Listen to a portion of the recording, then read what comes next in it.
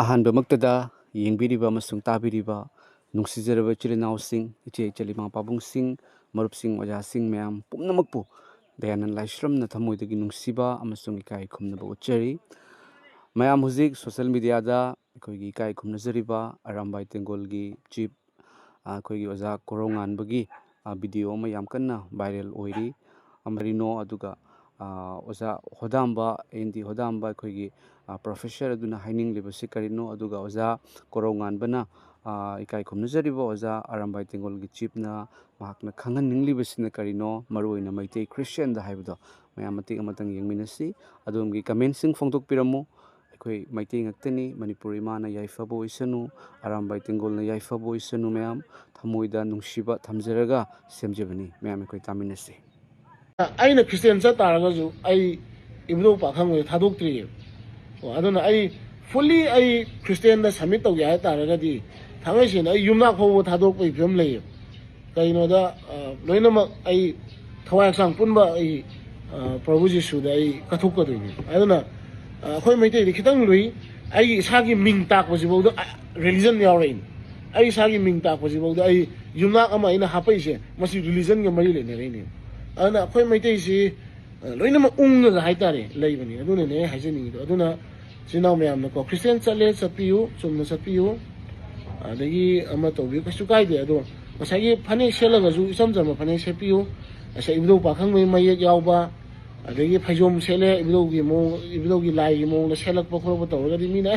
samana church manung da khoi ibdo du mangthok pi re na traga event du sign to bi re ka na dom me sakhini ko aduna Christian chale chumna chapiu adagi natragadi Christian chum chapiu natragadi adom lairibak yobanga moy chumna chapiu Prabhu Jesu da fully submit tawbiu khoi yumna ka se yauri se ibro gi pakhang magi adum mayam ga du sum yaw le ragadi Prabhu Jesu gi sargadi yobanga moy haiba sa ga isaida tenan jarge thank you sinama mi sing sina yong ko aidi isinau sing Christian kangbu sing si kangdrum mo le kangdrum mai ji kaino akoi sanamai lining da support over kangde akoi Meitei theory of unification the wari sasi hairaga yadana theory of separation the lainari ba kangbu sing ani se theory of separation sagaliba ani sina amana lining gi mieng dagi yerakani amana physics ki mieng dagi yerakani ba ko moi ani na kautho kausin tori ni amana hai kari nang na Christian lining salabani na physics kari ka do Meitei yam da selanu Christian gi do selo aina ba ka haidoi ni dai amana kari haba noi Christian lining salasu noi Meitei ni na Meitei gi obisin physics tubodi salalu dana haidoi ni Prabhu Jesu da laikraba Christian Meitei sinau singi makoi luhong da kari phi se li haiba matangda ina photo du anirak ahumlak kumba sillabane ba ko aduna su kari khangan ge haiba da akoi gi kari haitare sum Meitei gi akoi gi marak sida lainariba laiminariba Meitei sinau sing sigi marakta laining laison da masing yamjade hena khanba nolukna chasaba kangbo singbu kihan khanganba amadi kane hatare haibasi makoina kiba philto fear psychosis sama sagat base mase am laibak thi ne hatare koi ipacha ipucha sing ekoi gi security se ai punsi se yam namak aki amaga loinana hingba punsi amada leire kanano amakhakta ki re ko koi mi singse aduna ma koi photo du anirak ahumlak sille ko aina uning ngambasi koi gi coat litba gown litba sudum chanai Meitei gi ba koi gi silver kamis kumba manba koi gi kari haige khangde ai marondo aduga koi gi Meitei traditional oiba ko Punjabi litba aduga lengyan phi ama hapa asigumasi sudum kuidum ui aduga Meitei gi oiba thainagi ipai pu singna selamba di phijol singdo madudu selaga luhongwa pamjaba kajeng lei hapa ba sepa adai di khamen chapa khui langba khotpa asigumba singse pamjana akoi gi ma sesaning ba chajaning ba Meitei Christian isinau sing layabako aduna makoi luhongbada best oina utpam tamda masagi nat ki culture gi oiba phizele tengsi yokhatning bagi wakhal leibana maram moraga makoi luhongba matam sida sina jabane ko madugi sizinaba matam sida hojik dum henjalaktana ko akoigi yumnak sagai phawbada sina roidabani haibagi mongda sagalakbagi matawam ka kakhlakpase that's the madugi mayok the lecture ganeba aina so kuiba ngangjereise theory of unification theory of separation se huji akoi marakta yam kanna lei aduna akoi marakta theory of unification purakadabani duna idea of Meitei the wari sanaba idea of Manipur the wari sanaba idea of Manipuri the wari sanaba so kanna hairingai matam sida the idea of Meitei gi wari sanagadabagi platform du da lepaga Meitei Christian lining chat khraba isinau singdo ma pamjabani chasasanu adubu yumnak sagai kumbasisu thadok pigadabani Meitei gi oiba phiron singsisu sepiroidabani haibagi mawong amkak sagalapase masi yam chawba theory of separation nebo masina Meitei masen gi marakta nungsinaba sagatpa da apanba lehenbasina Manipur apumbagi saktamdadi kari oir kadagi habase the theory idea of Meitei phawbada gyan taminadragadi the idea of Manipur and idea of Manipuri dasu sumak akoigi gyan tanadana dum leiganebako number 1 number 2 theory of Meitei the success oirabadi madugi wakhanlon amadi mindset tana mapung oiraga magi akoigi theory of Manipuri and theory of Manipur da akoi punumak sinungsi sanana chawkhat khongthangi lambi amada sakatpa yagadabane haujikti theory of Manipur mai pa asu theory of Meitei da akoi mai thidori theory of Meitei da mai di pakadabagi mami mandre maramdi kainoida haujik kansida tawrise furup kanglup habidi kenoda akoigi pangani sinau sing haigera natragana akoigi akoi gaurei sinau sing haigera natragana Christian lining chatpe sinau sing haigera moi apokpa lining chatpa kangbu khangde itoi kan chatpa khangde moi se kangbu khrana safe ta leyena khalli kangbu khrana aigi yeikhai thugai na khanbugi wakhal leire kangbu amana makoida torture amadi akoi ne happy ba to happy bagi thabak se makoi mathaka chathar kadraina aki akhang se leire asi gi theory of unification da idea of Meitei gi fail oiba saruk amane ba aduna kanagumba gyan taba akoigi ahlaman sing amadi purup kanglup sibu nungsi jaba mangjin thaba kangbu singna aikoigi purup sibu kadomda lamjing sige haina khanari gi talak tanja sida Meitei Jesu ningraba Christian lining chatkraba kangbu singdo yumnak su akoigi sinaroidabani aduga phiron su seloidabani haibagi concept khak sagaleba aina akoi luhongbada sepa phijele tengi matangda aina sagaluba matamda ka mayam changna chairiba mayam singdo ko adugi chairiba mayam sing aduga dum khambiro the mentality of akoigi Meitei sinau sing on the idea of Meitei fail ni ko masi fail ni hauji aingonda mamangda life threatening lami ko adu moi khara gyan tagre aina lawi silent leire angawbani churon paron ngangmani haibu leire mayam prung to leire hauji mo ko adi nupi angang kari ka harau terna lamina hawro nang sigada ba kuidrabani haibagi wakham panba asibu what kind of idea of Meitei what kind of idea of Meitei this is ko aduna Christian lining chalaga Meitei oide haibagi anobo definition ama sagalaktana tawrise sigi khwadi chawba bairi khwadi chawba yekna base pakoi sinel moina atai purum pu control torga patngane na khalleba ko aduga Meitei jati se makhoi mareng manda puyena khalleba Meitei jati se gaura sampradaya na pude na khalleba Meitei jati se pangan chinau singna pude na khalleba Meitei jati se apopa lining na pude na khalleba Meitei lining se ithoi kan singna pude na khalleba Meitei lining se makhoi khara khakna puye na khalleba ko no ai ngasi haijari Manipur gi mipum kudimak Christian oigrabasu akoigi Meitei di Meitei oina dum leigani Manipur gi 100% Meitei na gaura da leigiba matamda Meitei di Meitei oina dum leigiba gaktane ba ko aduna Meitei di lining tongan besargasu Meitei di Meitei oi haibase masida aina yam ngakpa horen ai kona ai khara dum hajarake kana no sinau sing mayam ma koi comment khara pirak palai makoi gi comment sing si hana pajaraga ai gi ngasai gi aina background gi wari ama sagro matungda koi gi lai du thajagi bagi matang du bimabati ga mirabai ga gi matang da ai wari khitang sajaga da bani adugi marakta madunda laktringida akhoi kana ai sum mayam da sudum yang hanjage happy anniversary aina mayam haibirak pagi dong ka thaga chari ni yang re ondokna happy anniversary aina aduga akhoi ko nupi ra nupa ra khangde ko aidi nupi or musu yai nupa or musu yai akhoi moi singse akampet punganga ba kana noi dum khange na tra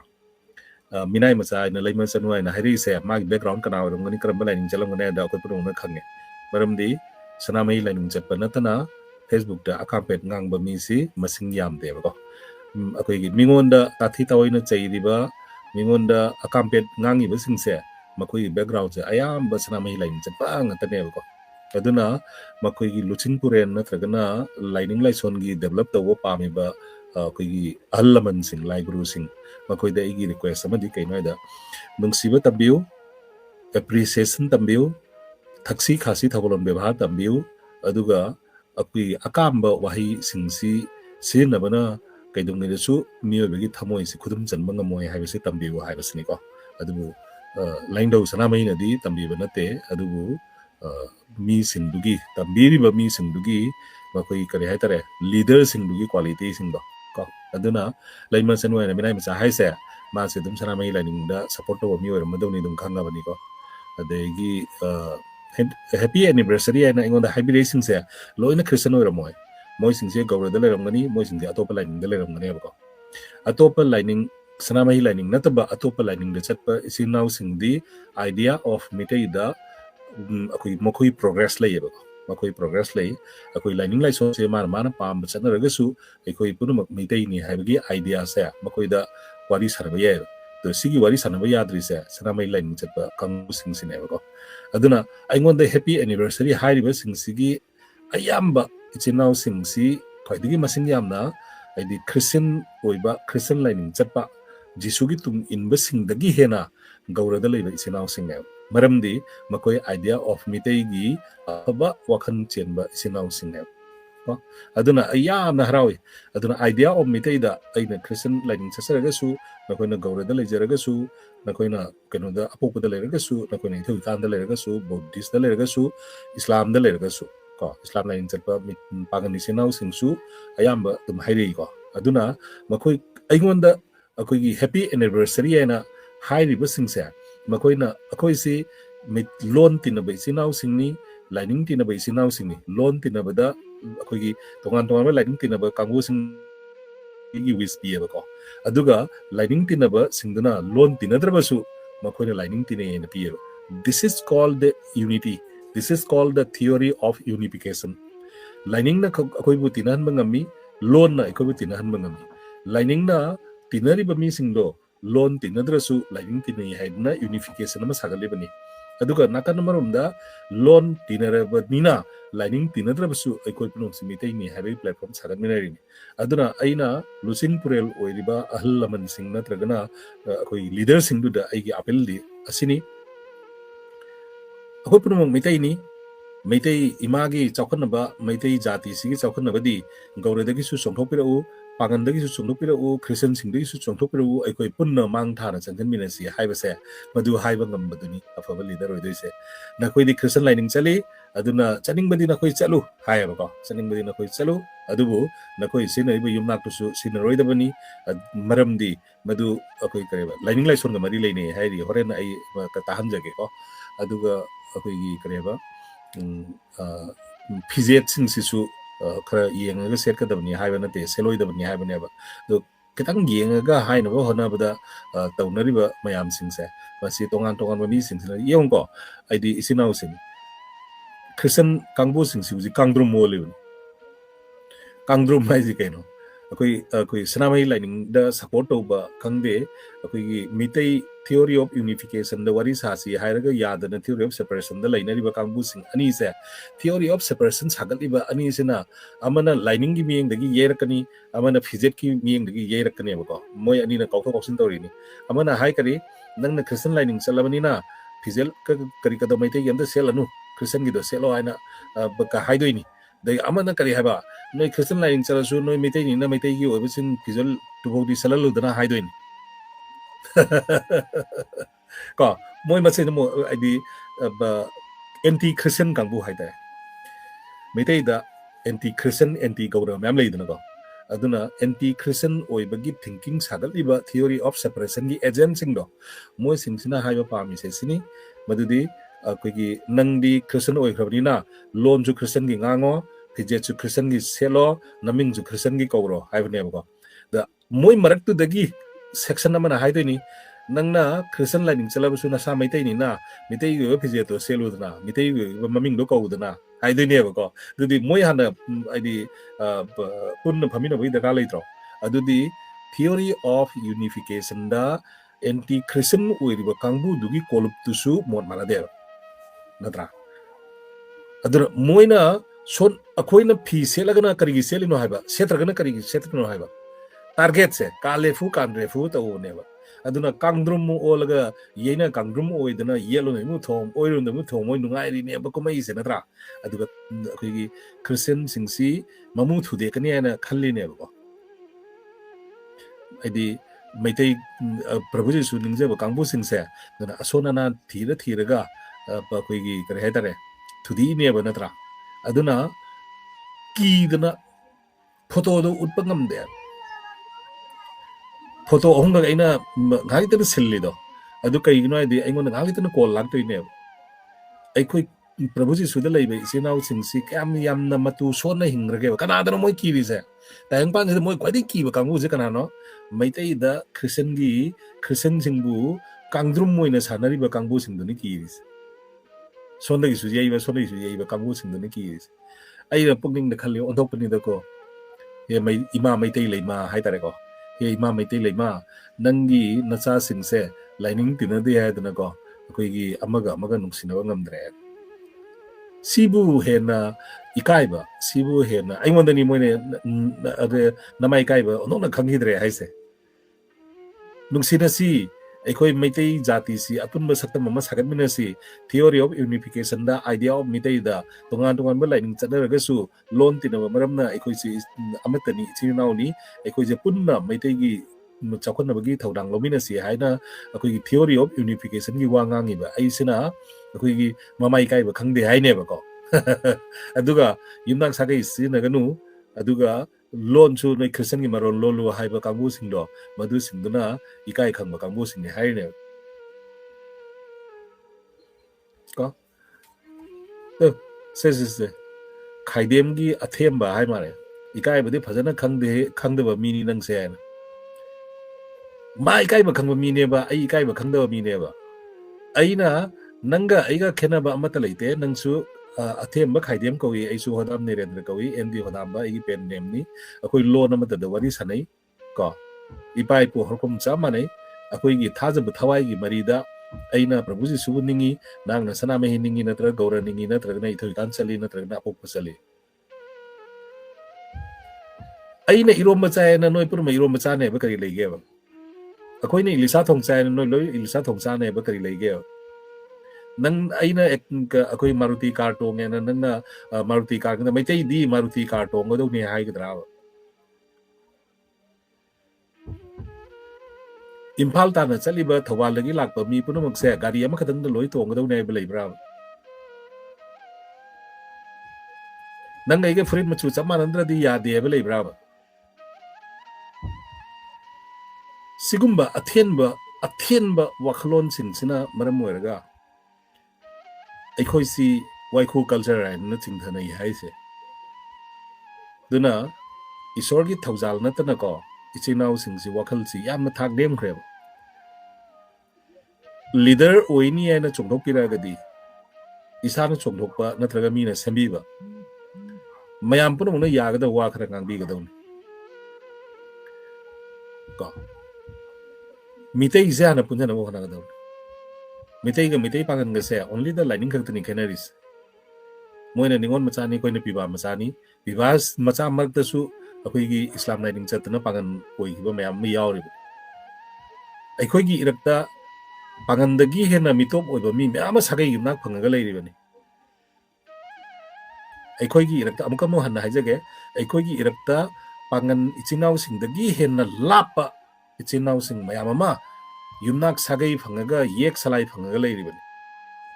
pangan na islam lining chatli haibagi damta lapna lawraga yumnak sagai phangi aigi irakta yek salai phangi na punna amata oiraboi khana leiminariba aikoi dagi hena lapa mi sum yam lei ri bani pangan ga Meitei ga leinariba mari dagi hena lapa ichinau sing su yam lei ri bani ba aduna aigi thaudang di mayamna khangbi gesu khangbiu khangbiroi gesu khangbinu aigi thaudang di